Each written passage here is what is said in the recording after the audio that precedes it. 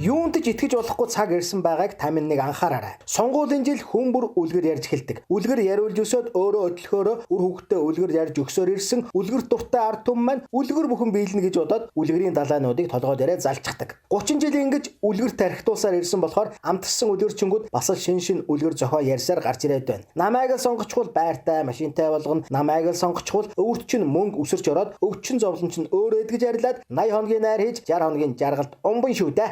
Гисхийгээд явж өгөндөө. 4 жилийн дараа өнөө үлгэр биелээгүй ч гэлээ өөр үлгэр яриад ирэхлээр л сонгоод гаргачихж байгаа юм. Энийгээд одоо балчин хэдүүлээ. 30 жил үлгэр ярьж сонгогдсон үлгэрч өвөөнараас та бид юу хожив? Юу ч хоцсонгүй. Тэдэл харин үлгэрийн баатрууд болж хагарч язартлаа баяжлаа. Бүгдээрээ зайсангийн амд хаустай, зурслангийн бүсэд эдлэнтэй, тэр бүмийн хадгаламжтай, том джиптэй, төрийн яамн төлөөлөлтэй, төрөл садангаараа бизнестэй боллоо. Та харин 30 жилийн өмнө ямар байсан яг л тэр хэвээрээ үлдэжтэй. Яг хэвээрч бас биш юм аа. Толгойтой ус чинь цайсан, тоолдог гэд чинь нэмбэрсэн ийм л үлдэж. Одоо ахиж тэдийг сонгоод юу хөх гэдэг тийм ээ? 30 жил чадаагүй юм аа. 34 дэх жилдээ тэд чадчихнаа гэж бодож байгаа бол та хүртэх юм аа л хүртэж гэсэн үг. Тэгэхээр одоо гарцтай юм биш өөр залуусыг сонгоод нэг үзье тийх үү? Тэртээ тэргүй танд юу ч нэмэгдэхгүй. Танаас бас юу ч унахгүй. Ядаж л өөр үлгэр сонсоё да хэдүүлээ.